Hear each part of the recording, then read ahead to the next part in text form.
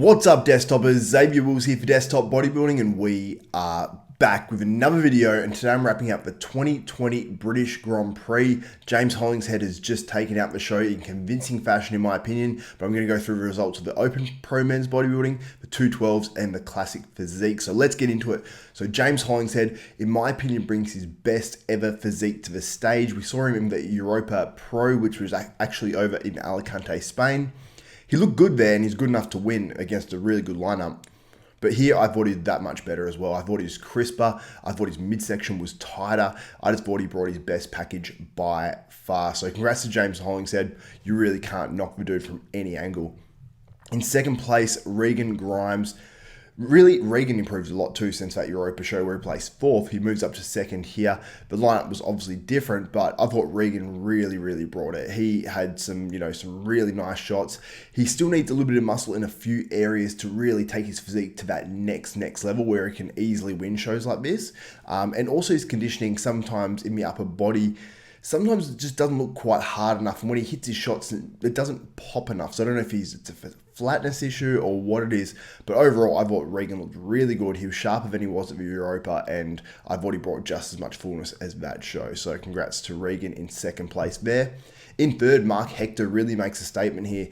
This dude's shape is out of control. It is ridiculous. It looked even more ridiculous here than it looked like at the Europa, and it looked ridiculous there as well. Now, you do see in certain poses and when he moves that his physique is a lot smaller than some of these other guys, but if this guy is able to add enough muscle, it depends how far this guy can go by how much muscle he can gain. It's not about anything else for this guy. It's not like he has a conditioning issue.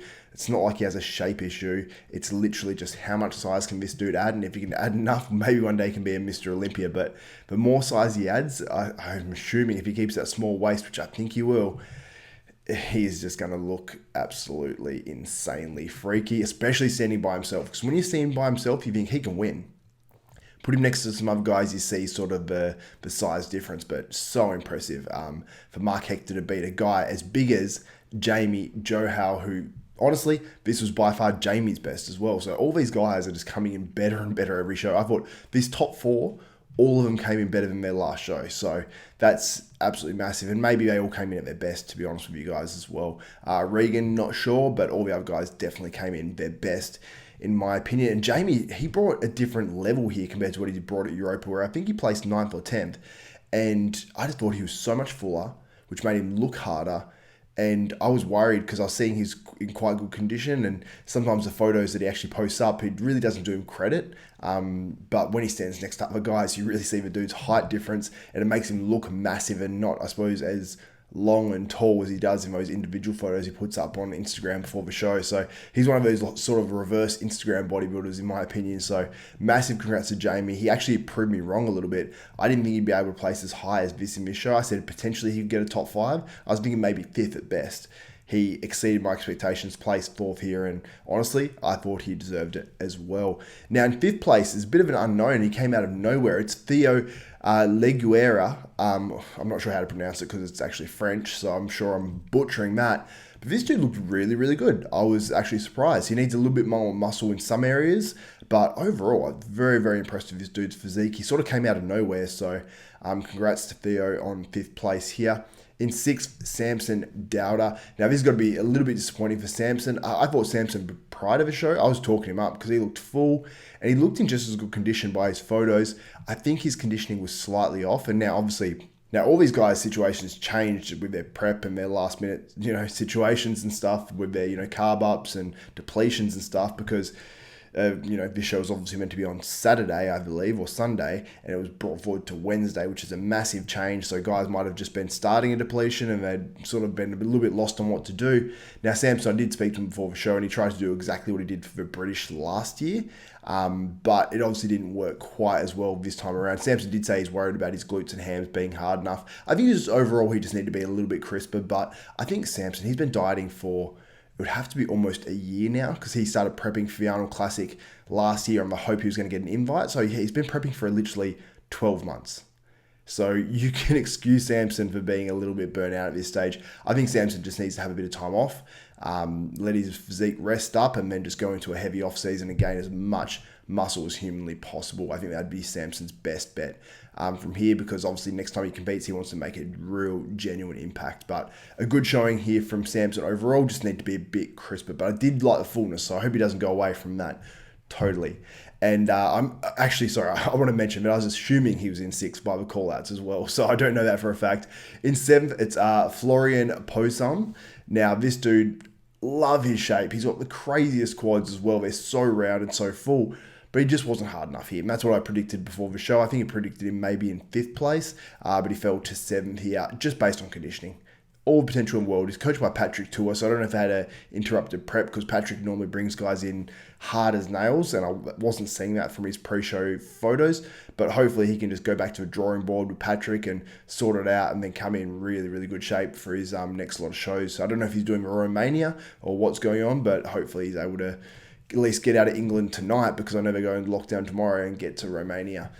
Which is on next weekend. Not this weekend, but next. So that's it from Open Pro Men Bodybuilder. So I want to go through a few comparisons from the first call out to give a real breakdown of how these guys looked standing next to each other. So front relaxed here, you can see from left to right, you got Regan Grimes, Jamie Johal, Marc Hector, and then James Hollingshead on the right. They do switch that up. They move Regan Grimes and James into the middle.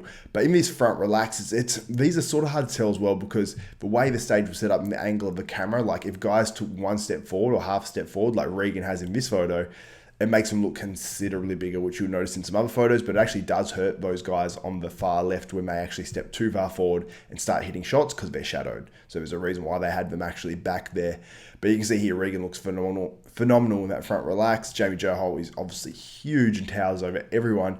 Marc Hector really does sort of look small on this, as impressive as the shape is. It sort of does make him look a little bit smaller, but I just love the shape.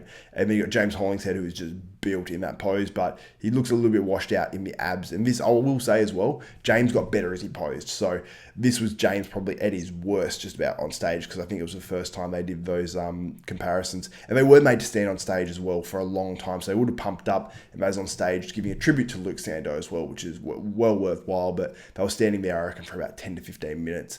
Not doing anything, so would have lost their pump and would have had to pump up again pretty much immediately. So I understand why these guys might have been a little bit flat when they first got on stage.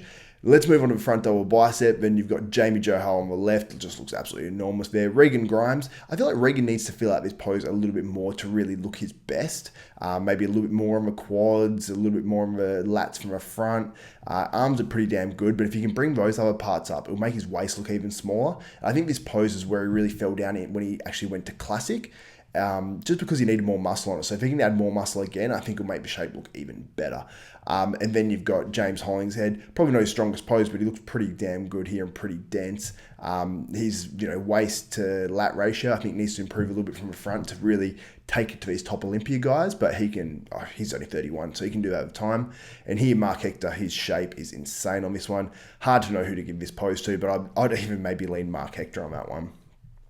The front lat spread, I think I have to give that to James Hollingshead, just because he is so dense through the chest and shoulders and everything there. Actually, sorry, I take that back. I didn't see Jamie Johal. I looked straight to James first. Jamie Johal, he wins this pose. James Hollingshead, I'd say a close second, just because of his condition and density. Regan Grimes, probably third on that one, and then Marc Hector. On the side chest, I really can't judge Jamie here because he's in the shadows, so that's sort of unfortunate, and he's standing forward, so it's a bit hard to judge there. I'd say it's sort of close between James Hollingshead, Regan Grimes, and Marc Hector, to be honest with you guys, because it's sort of all their sort of stronger poses on that one. I'd probably give it to either probably James Hollingshead, then maybe a Marc Hector, then a Regan Grimes. Side tricep, same thing. I can't see Jamie on this shot. Sorry, Jamie, I can't judge you really on that one. I'd have to say James Hollingshead. He's just so conditioned there and so dense and looks so thick from that shot. Then from the back, it was, especially watching the video, it was hands down James Hollingshead. His back was just super detailed, super dense looking. His glutes were in. He just had that shot down pat, that back double. We move on to the back lat spread now. I think James was challenged here by Regan, but just for lower body, I think that, in the hamstrings, Regan had it. In the glutes, he didn't. And that's what James had. And he just had that little bit crisper look, but his back is so wide. It's hard to judge on that one. And Jamie Johal looks absolutely enormous. And I've got to say, the upper lats of Marc Hector is pretty ridiculous here too. The ab and thigh, this one is pretty tough. You maybe have to edge Marc Hector or something, put him first, maybe. It's a really hard shot. I can't judge that one. It's very close. Then on the most muscular, you've got to consider Jamie Johal here because he looks so damn enormous.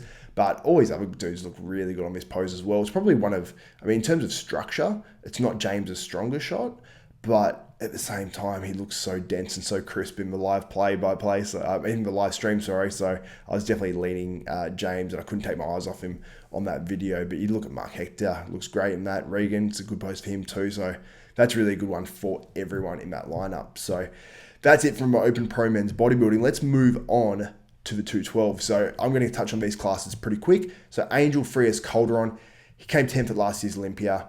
He won the Europa Pro just a couple of weeks ago. He wins this one convincingly, in my opinion. He is just so thick, so dense. Just a well-deserved win here in the 212s. And now he qualifies for the 2021 Mr Olympia. So all the points that accumulated from these guys coming 1st to 5th in all these classes, that all goes to the 2021 Olympia point standings. And obviously James Hollingshead qualified for that 2021 Olympia as well by winning the show.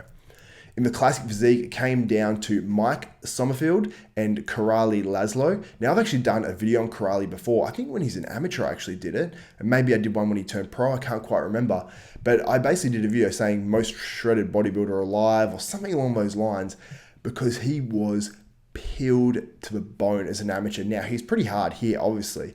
He was harder than Mike Sommerfeld, and that's what actually got him the win. So I've got to give it up for Karali because, you know, he's come from that, turned pro. I do remember him turning pro, and then he's won this pro contest and qualifies for the 2021 Mr Olympia. So congratulations, Karali, and you know, you're lucky, I suppose, you got to compete and do this show. In second was Mike Sommerfeld. Now, this dude, just his shape and the way he expands and the way he sort of tweaks his body on certain poses that just makes it look crazy. It's insane. Honestly, it is insane. The only issue is he wasn't conditioned enough here, which is unfortunate because I would have loved to have seen him sharp as nails and winning this show and had that huge amount of hype behind Mike Sommerfeld. But it is what it is. He comes in second here, still second in a pretty damn good lineup. So that's it from my review from the 2020 British Grand Prix. Let me know what you thought about the placings below. How would you have placed it? Would you have had some other guys mixed up in terms of placings, or just let me know what you think of the whole situation. And where do you think James Hollingshead would place at this year's Olympia if he is actually able to get there and compete? Because some people are talking as high as like 8th or 6th and things like that. I'm not sure about that high, but I think he can be potentially a top 10 finisher. So that's it for me, Xavier Wills at Desktop Bodybuilding. If you like this content, head to hostile.com, HOSSTILE.com. Enter Xav10, you'll get 10% off some of, I think, the best supplements in the world by Fuad Abiad. I absolutely love them. And if you purchase using my code, helps me out a little bit, helps obviously Fuad out a bit as well. So that would be amazing. And just check out their product, Bloodshot. That is my favorite. It's the best non-stim pump product on the market, in my opinion. And also we've got heaps of good apparel as well. But that's it for another video. If you guys like this content that I'm putting up lately, make sure you subscribe to this channel and hit the notification bell button. That way you'll be notified of every video that goes up for myself, Xavier Wills at Desktop Bodybuilding, and give this video a thumbs up and smash that like button. But that's it for me, Xavier Wills at Desktop Bodybuilding. We are out.